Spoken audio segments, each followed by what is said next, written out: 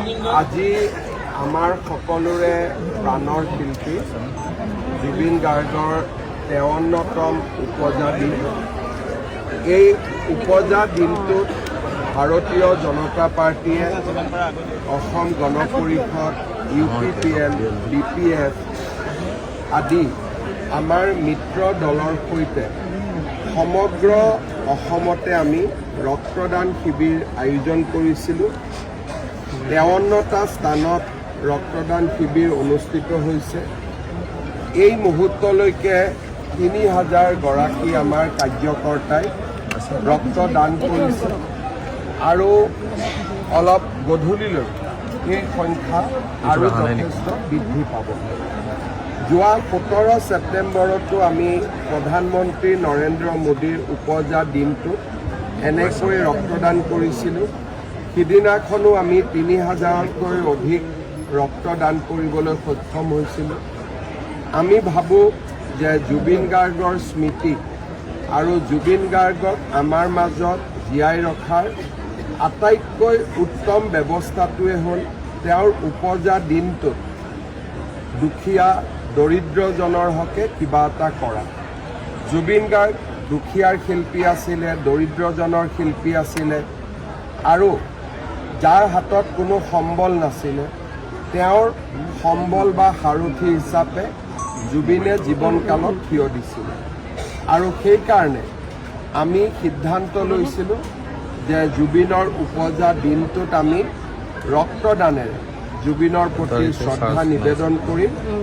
আজি আমাৰ দলৰ মন্ত্ৰী, বিধায়ক, কাৰ্যকৰ্তা, শুভাকাংক্ষী সকলোৱে ৰক্তদানেৰে জুবিনৰ উপজা দিনটোত জুবিনক শ্ৰদ্ধা জনাইছে। মই জুবিনৰ আত্মাৰ চিৰ শান্তি কামনা কৰিছোঁ আৰু আমি আকৌ এবাৰ সংকল্প লৈছোঁ যে জুবিনৰ সৃষ্টিৰে, জুবিনৰ গানেৰে, জুবিনৰ সমাজ সেৱাৰে আমি জুবিনক জীয়াই ৰখাৰ বাবে চেষ্টা কৰিম। তেখেতৰ প্ৰতিটো উপজা দিনতে ভাৰতীয় জনতা পাৰ্টীৰ কাৰ্যকৰ্তাসকলে ৰক্তদান কৰিব আৰু যেতিয়ালৈকে ভাৰতীয় জনতা পাৰ্টী অসমত থাকিব তেতিয়ালৈকে আমি জুবিনৰ উপজা দিনটোত সদায় এনেকৈ ৰক্তদান কৰিব। ইতিবাচক এটা খবৰ আহিছে আজি 208 BNS আমাৰ আপোনালোকে জানে যে বহুতৰ মনত এটা প্ৰশ্ন আছিলে যে ছিংগাপুৰত গোটেই ঘটনাটো সংঘটিত হৈছিল, অসম আৰক্ষীয়ে কেনেকৈ ইয়াক তদন্ত কৰিব বা বহুত ক্ষেত্ৰত আপোনালোকে দুই এজন ৰাজনীতি কৰাৰ ব্যক্তিৰ বিবৃতিও শুনিছিলে যে অসম আৰক্ষীয়ে ছিংগাপুৰত যোৱা নাই, অসম আৰক্ষীয়ে অমুক কৰা নাই, তমুক কৰা নাই, গতিকে ইয়াৰ গোচৰ কেনেকৈ চলিব। মই তেতিয়া মাত মতা নাছিলোঁ কাৰণ তদন্ত চলি আছিলে। ভাৰতীয় ন্যায় সংহিতা আৰু BNSS এটা ধাৰা আছে যাক 208 বুলি কয়।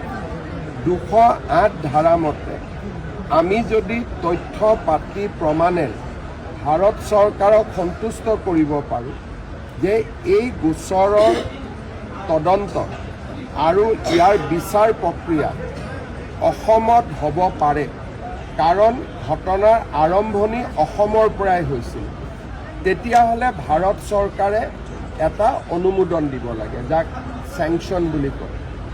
যদি চেংচন দিয়ে গোচৰটো আমি তৰিব পাৰিম আৰু চেংচন নিদিলে আমি গোচৰটোত কোৰ্টত লৈ যাব নোৱাৰিম। আমাৰ SITয়ে যিখিনি তথ্য পাতি ইতিমধ্যে সংগ্ৰহ কৰিলে সেই তথ্য পাতিৰে আমি ভাৰত চৰকাৰক সন্তুষ্ট কৰিব পাৰিছোঁ যে এই গোচৰৰ বিচাৰ অসমত হ'ব লাগে আৰু এই গোটেই ঘটনাৰ উৎস বা অৰিজিন ই অসমৰ পৰা আৰম্ভ হৈছে।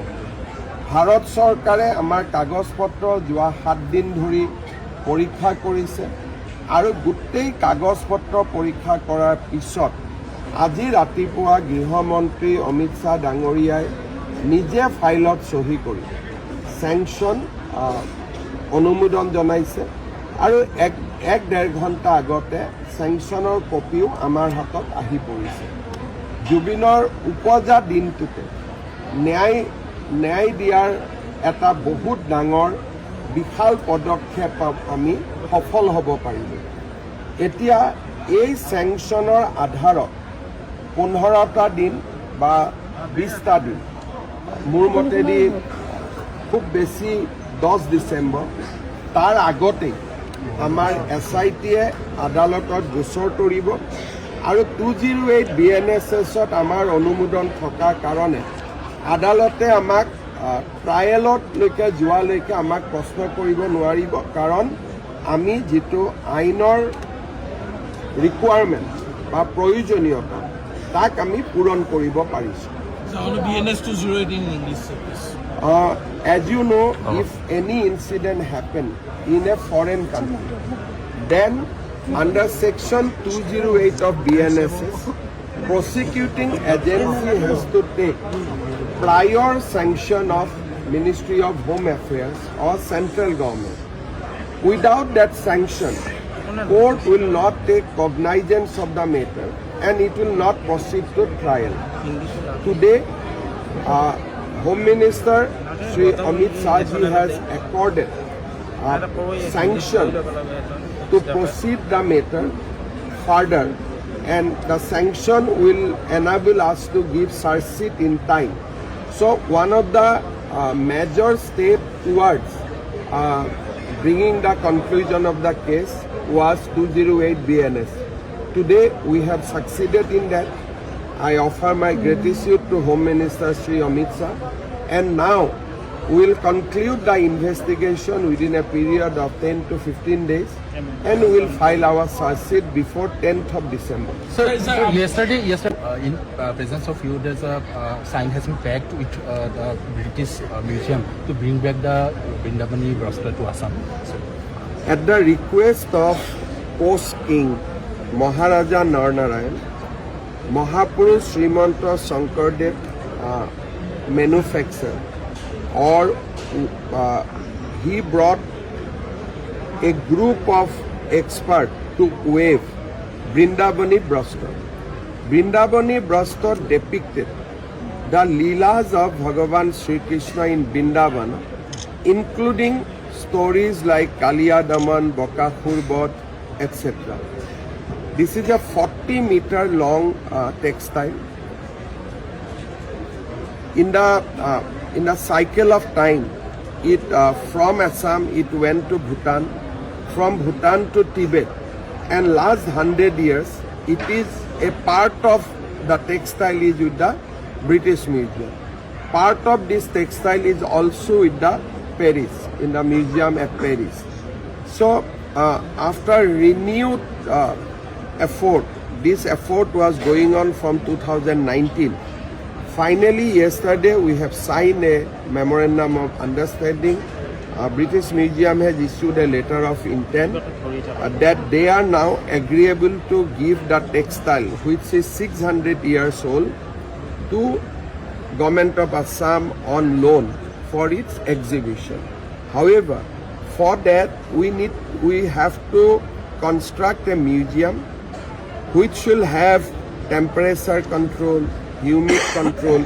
There will be lot of requirement. JSW Group, Mrs. Sangeeta Jindal and Mr. Sajjan Jindal has assured us that they will construct that museum as per the requirement of British Museum. It will take 1.5 years. This will be in the next door, in our sericulture farm at Khanapara, near this place. So Bhumi Pujan will be there within 2 to 3 months now. Architectural drawing, technical drawings will be prepared, and by beginning of 2027 we will be able to bring back Vrindavani Brastra for the so that people of Assam can see it firsthand. Generation after generation really aspire to see that textile. This is a big accomplishment, and I thank everybody associated with this effort. So Election Commission has agreed to do special revision in Assam. So how do you see this? They could not do special intensive revision in Assam because NRC is not notified. As you know that for SIR, if somebody's name is in NRC, then they get evidence that I am a citizen of India.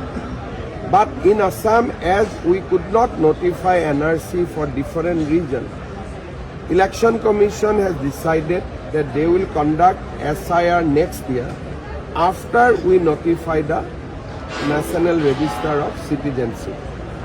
However, every election it is very important to clean up the voter list prior to every election. So Election Commission has ordered a special summary revision for Assam. Government of Assam welcomes the initiative of Election Commission. We will offer all cooperation because we want to see a error-free and foreigner-free voter list in Assam. Thank you.